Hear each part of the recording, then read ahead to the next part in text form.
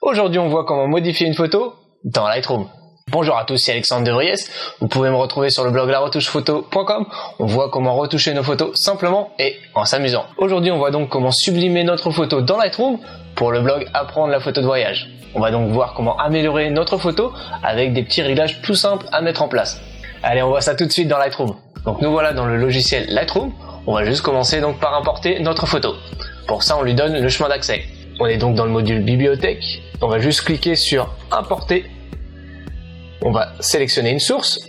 Donc on fait autre source. Ça se passe sur le bureau, visuel, et on sélectionne un dossier. Donc on va dire à Lightroom qu'on veut copier la photo et on donne ensuite la destination. Donc ça se passe là aussi dans autre destination. Et je fais un dossier, donc retouche Lightroom. Sélectionnez un dossier. Vous pouvez donc renommer ce dossier en l'occurrence juste ici. Et je laisse le format de la date. Et je clique sur importer. Et voilà, j'ai ma photo donc d'importer dans ma bibliothèque. Je vais pouvoir passer au développement et commencer à retoucher ma photo. Donc je passe dans le module développement juste ici. Et je commence donc par repérer mon type d'appareil photo. On va venir donc corriger l'objectif. Donc ça se passe dans l'onglet correction de l'objectif, profil, et je fais activer le profil de correction. Donc là, ce qui est plutôt cool, c'est qu'en fait, le logiciel a repéré directement le type d'appareil photo qu'on a utilisé, ainsi que l'objectif. Ce qui est plutôt déjà pas mal pour apporter donc quelques modifications. Bon, je l'active toujours, après c'est à vous de voir, mais j'enlève l'aberration chromatique. On referme le petit panel. Ce qu'on peut faire avant de se lancer dans les réglages de base, c'est peut-être revoir le cadrage. Donc ça se passe sur le petit icône qui est juste ici, recadrer et redresser. Le raccourci R sur clavier. Donc je clique. Donc là, il m'affiche en fait la règle des tiers. Donc si je clique sur original, il va me proposer différents types de recadrage. Donc il n'y a plus qu'à les tester et en choisir un. Donc le format 1.1, un format carré. Je fais CTRL Z. Je reviens sur original. Il y a le 4.5, 8.10. Donc un petit rectangle. Il y a le 8,5, 11. Il y a le 5.7. Le 2 tiers. Il y a le 4 tiers, donc l'ancien format télé. Et le 16 neuvième.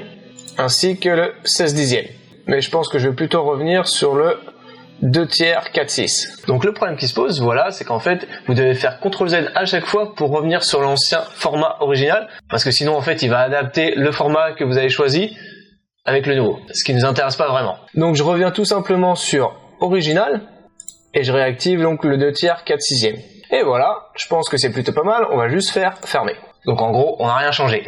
On va donc pouvoir passer au réglage de base et commencer donc à sublimer notre photo. Donc j'ouvre le petit panel à réglage de base. Et la première option en fait, c'est que on peut basculer si on veut sa photo en noir et blanc. Donc en noir et blanc, on se rend compte qu'on a plutôt une belle lecture, plutôt compréhensible. Si vous avez des doutes sur la lecture de votre photo, je vous conseille de la passer en noir et blanc et d'observer les contrastes.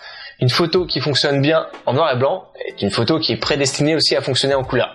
Donc je rebascule ma photo en couleur. Et la première option donc, qui s'offre à moi, c'est l'ABB. L'ABB c'est quoi? C'est la balance des blancs. Donc la balance des blancs, en fait, on va avoir droit à des petits réglages automatiques. Donc préenregistré par le logiciel. On peut tester donc le mode automatique. Et en fait, je me rends compte qu'il a directement changé la température ainsi que la teinte. Donc je peux revenir dans tel quel et comparer les deux. Donc je vois bien que la température a changé. On est passé donc de 4000 à 6000. Donc la photo est un peu plus jaune, donc plus chaude. Et la teinte, on a été tiré donc plus vers les magentas, ce qui tend à refroidir une photo. Donc on peut aller dans lumière naturelle et tester.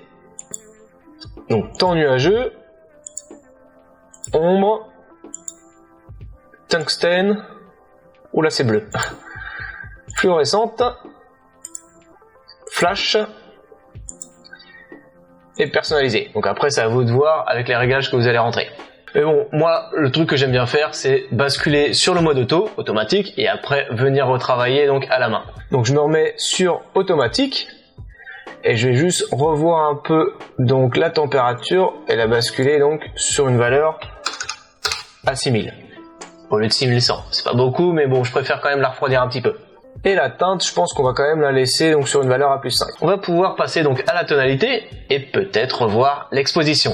Donc moi l'exposition, j'aime généralement qu'elle soit un peu plus surexposée pour justement après revoir les contrastes. Mais bon, ça encore une fois, c'est personnel. Donc pour régler légèrement l'exposition et pas y aller trop fort, j'y vais avec les flèches directionnelles donc sur mon clavier.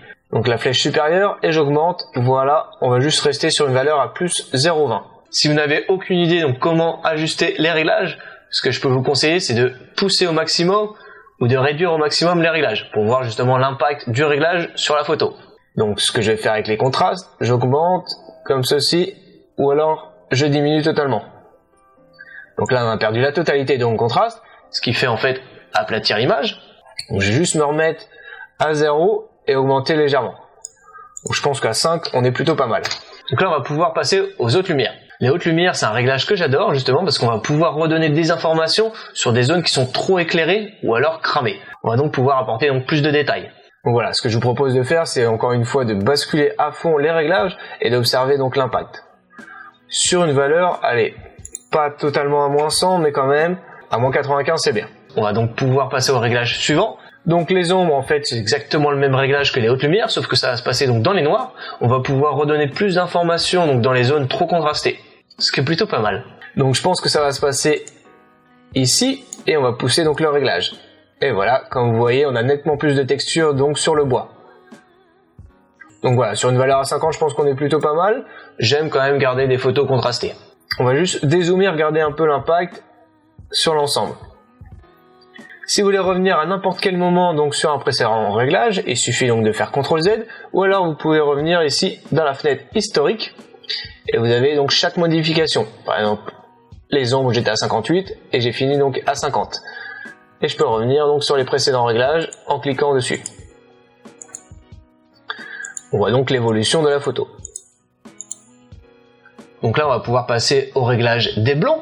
Donc là aussi c'est très important si vous voulez éviter donc de cramer votre photo. Donc là je vais pas trop rentrer dans les détails, je vais plutôt laisser ça à Marie-Ange dans sa prochaine vidéo sur Lightroom. Tout ce que je peux vous conseiller c'est de cliquer sur Alt en même temps que vous bougez le curseur pour justement afficher les premières informations de blanc. Ce qui va donc vous éviter d'avoir trop de blanc dans votre photo. Donc j'appuie sur Alt et clic gauche de la souris en bougeant mon curseur. Donc là l'image a basculé en noir, totalement en noir, et en bougeant donc le curseur, j'apporte plus de blanc. Et voilà, en fait, Lightroom m'indique que mes premiers blancs apparaissent et ensuite c'est mes jaunes qui se transforment en blanc. Après j'ai du rouge et j'ai du vert. Donc ce que je vais faire, c'est tout simplement réduire jusqu'à avoir un premier point blanc. Comme ceci, voilà, plus 50, ça devrait être pas mal. Et donc là, il n'y a plus qu'à faire exactement la même chose dans les noirs avec Alt et clic gauche de la souris. On va donc pouvoir savoir quand est-ce qu'on apporte nos premiers noirs purs. Donc j'appuie sur Alt et cette fois-ci ça va se passer sur la gauche. Et voilà, j'ai mes premiers noirs qui apparaissent avec du jaune et du rouge. Je vais pouvoir donc réduire jusqu'à temps de faire disparaître la totalité des points noirs. Et voilà, sur une valeur à moins 10, je pense qu'on est plutôt pas mal. Donc ensuite on va pouvoir passer au réglage présence. On va donc pouvoir revoir certaines informations sur nos pixels comme la clarté, ce qui va donc apporter légèrement plus de netteté en renvoyant donc les pixels blancs et les pixels noirs. Ensuite on passe à la vibrance. La vibrance va nous permettre de faire vibrer certaines couleurs entre elles. Et après on passe à la saturation qui va vite en fait booster nos couleurs. Allez, on voit ça tout de suite. Donc comme je vous ai dit, on va pouvoir booster la clarté et apporter donc plus de netteté. Je fais un CTRL Z et je vais venir zoomer pour vous montrer la différence. Donc on va se mettre sur l'herbe comme ceci. Et j'augmente la clarté. Donc le problème qui se pose en fait, c'est qu'on augmente les contrastes ainsi que les blancs. Donc le logiciel vient en fait réajuster les pixels blancs et les pixels noirs pour justement apporter plus de définition. Donc je vais tout simplement réduire parce que j'aime pas trop ce réglage et je vais juste le mettre légèrement sur une valeur à 30, ça devrait suffire. Donc baladez-vous sur votre photo et observez les impacts des réglages. Bougez-le en temps réel. Voilà, je pense qu'on c'est un peu trop, donc on va essayer de revenir sur quelque chose de plus soft. Je pense qu'à 30, 35, on est plutôt pas mal. Au pire, on peut revenir sur nos réglages quand on le souhaite. Ensuite, on passe donc à la vibrance. Donc là, c'est un réglage plutôt spécial en fait. On va venir donc faire vibrer les couleurs entre elles, ce qui donne en fait une légère saturation. Mais c'est pas le même réglage. En revanche, la vibrance, j'aime bien rester sur une valeur, aller sur 20. Et la saturation, on peut peut-être l'augmenter, voilà, sur une valeur à plus 15, je pense que c'est amplement suffisant. Si vous avez un doute sur votre réglage, il n'y a plus qu'à pousser à fond le réglage, ou alors le faire diminuer, donc le faire disparaître, pour justement voir comment il fonctionne sur votre photo. Donc j'augmente la saturation, et voilà, je vois bien que je fais exploser mes couleurs. Donc honnêtement, je pense que sur une valeur à plus 10, plus 15, ça devrait suffire, même plus 10. Allez, on va revenir en revanche sur vibrance, on va la diminuer un petit peu à plus 15. Voilà. Et en saturation, on va se mettre à 10. C'est amplement suffisant. Et là aussi, vous pouvez revoir encore une nouvelle fois votre cadrage. Il n'y a rien de verrouillé sur Lightroom, vous pouvez revenir à n'importe quel moment dessus. Ce qui est plutôt cool. Et moi, je propose peut-être un 16/9. Comme ceci. Et j'appuie sur Entrée.